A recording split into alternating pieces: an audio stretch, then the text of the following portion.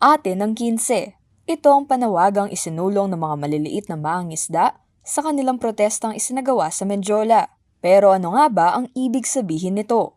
Ang Ate ng 15 ay tumutukoy sa 15 kilometrong municipal waters na nakalaan para sa maliliit na mangingisda sa ilalim ng Fisheries Code.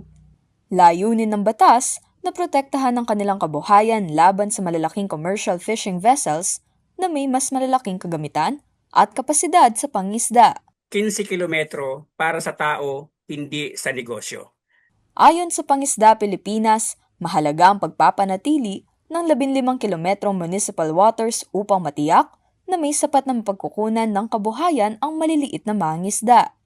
Nagpahayag din ng grupo ng pangamba sa mga kasong legal na maaari umanong makaapekto sa kasalukuyang proteksyon ng municipal waters. Unti-unting binabawi yung nakasulat sa batas na ang 15 kilometros ay dapat para sa maliit na mangisda. Naniniwala ang grupo na dapat makiisa ang mga lokal na pamahalaan sa pagtatanggol sa municipal waters dahil bahagi ito ng kanilang mandato sa ilalim ng umiiral na batas.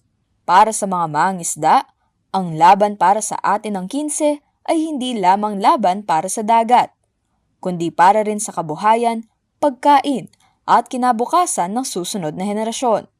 Para sa mas malalim na pagtalakay sa usapin ng municipal waters at sa laban ng maliliit na mangingisda, panoorin ang kabuoang panayam ni Sonia P. Soto kay Ka Pablo Rosales sa So to Speak ngayong June 10, 2026, alas 8 ng gabi sa CLTV 36 Channel 36 Free TV.